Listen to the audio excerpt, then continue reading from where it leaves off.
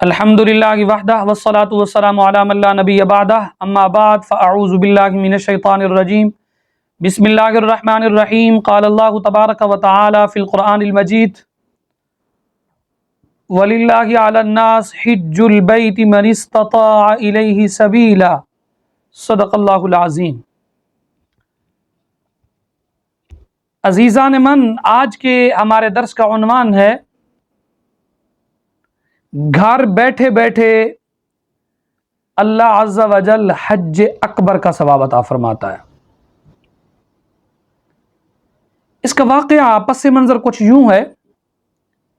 حضرت عبداللہ ابن مبارک رحمۃ اللہ تعالی علیہ آپ حج کے لیے تشریف لے گئے، حج کیا، حج کے ارکان ادا کیے، لوگ بھی آپ کے ساتھ تھے۔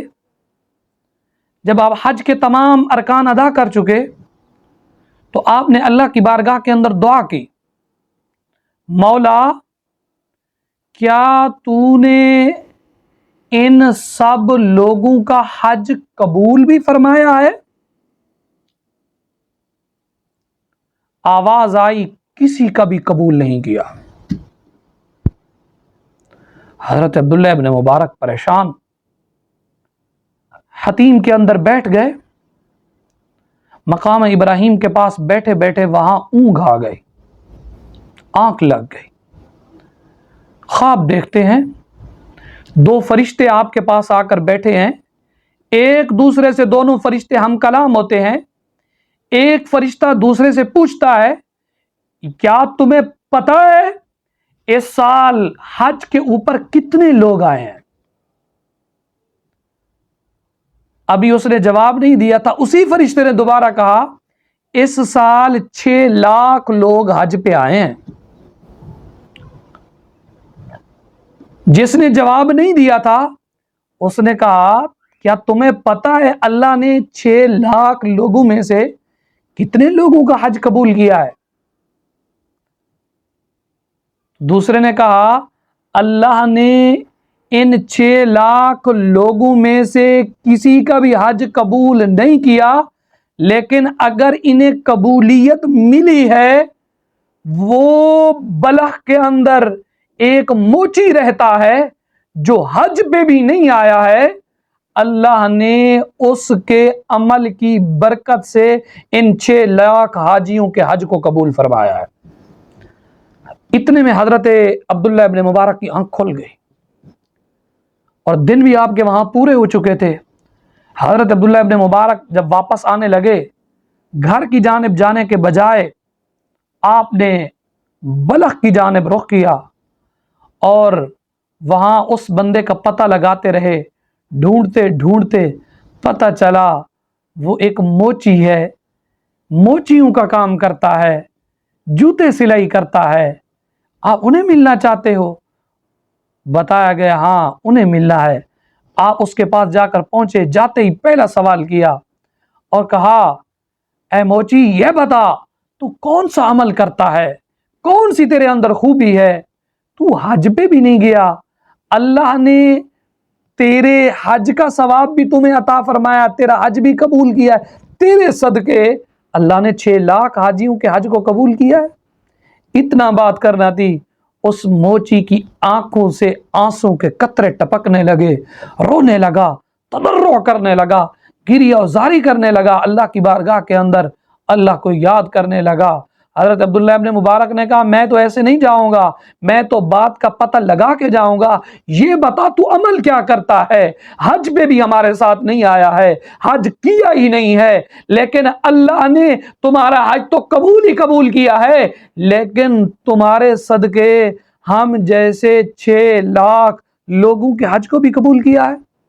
اس موچی نے کہا میں بات بتاتا ہوں آپ کو، بات یہ ہے میں ہر روز سنتا تھا فلاں جگہ سے حاجی جا رہا ہے، فلاں جگہ سے حاجی حج کے لیے جا رہا ہے، تو میرے دل کے اندر ایک دن خواہش پیدا ہوئی، میں نے اپنی بیوی کو کہا اے میری بیوی میرا دل کرتا ہے کہ میں حج پہ جاؤں، کیا تو میرا ساتھ دے گی؟ بیوی نے کہا اس سے اچھی بات اور کیا ہو سکتی ہے، میں کیوں نہیں آپ کا ساتھ دوں گی۔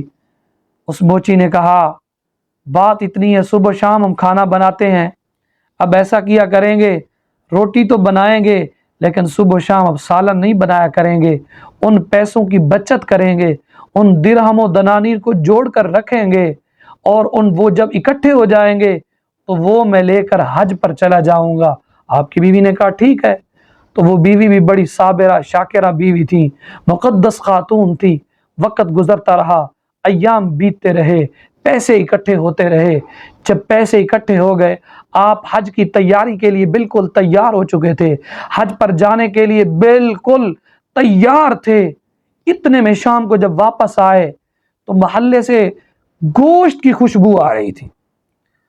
تو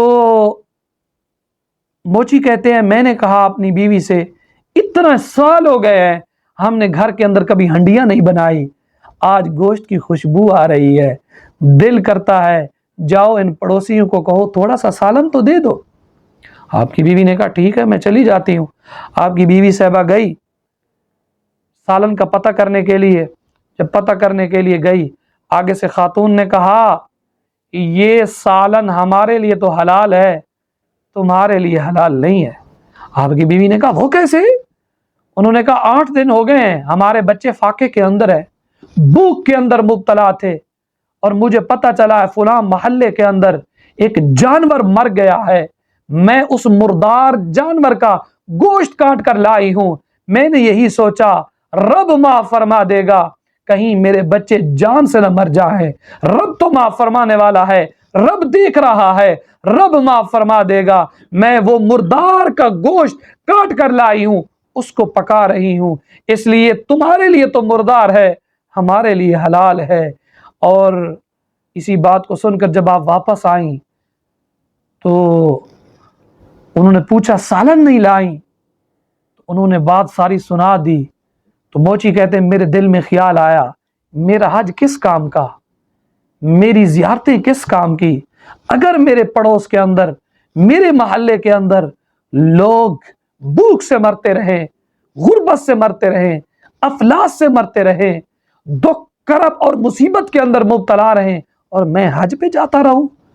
آپ اٹھے، جتنے پیسے آپ نے اکٹھے کیے ہوئے تھے حج پر جانے کے لیے، سارے کے سارے جا کر اس پڑوسی خاتون کو دے دیے، اور کہا اس سے آپ کھانا بھی بناؤ، صاف بات ہے پیسے زیادہ ہیں، جو بچ جائیں ان سے ایسا کوئی کام کر لینا جس سے تمہارا روزگار کا سسٹم چل پڑے۔ اتنا بات کرنا تھی۔ حضرت عبداللہ ابن مبارک نے کہا اللہ کی قسم یہ جو تم نے کام کیا ہے نا، یہ جو تم نے عمل کیا ہے، حج پر تم نہیں گئے لیکن اللہ نے تمہیں گھر کے اندر بیٹھے بیٹھے تمہیں حج اکبر کا ثواب بھی عطا فرمایا ہے۔ اور اگر تم یہ عمل نہ کرتے، رب کعبہ کی قسم رب تو 6 لاکھ حاجیوں کے حج کو قبول نہ کرتا۔ اللہ نے تمہارے اس عمل کی برکت سے ان 6 لاکھ حاجیوں کے حج کو بھی قبول فرمایا ہے، اور تمہیں بھی حج اکبر کا ثواب عطا فرمایا ہے۔ تو دوستو آپ اندازہ لگائیے آج لوگوں نے حج پر جانے کو سیر و تفریح بنایا ہوا ہے۔ جی کہاں جا رہے ہیں؟ حج پہ جا رہے ہیں، ٹھیک ہے اچھی بات ہے جانا چاہیے، لیکن قرب و جوار کے اندر جو آپ کے اعزا اقربا رشتہ دار پڑوسی جو بھوک سے مر رہے ہیں، غربت کے اندر مبتلا ہیں، افلاس کا شکار ہے، مصائب کا شکار ہے، آپ ان کا بھی ضرور خیال کیا کریں۔ اگر آپ ان کا خیال نہیں کریں گے تو آپ کے سامنے ہے اللہ آپ کے حج کو آپ کے منہ پر مار دے گا۔ آپ کا حج تبھی قبول ہوگا جب آپ حقوق العباد کی بھی پاسداری کریں گے اور حقوق اللہ کی بھی پاسداری کریں گے۔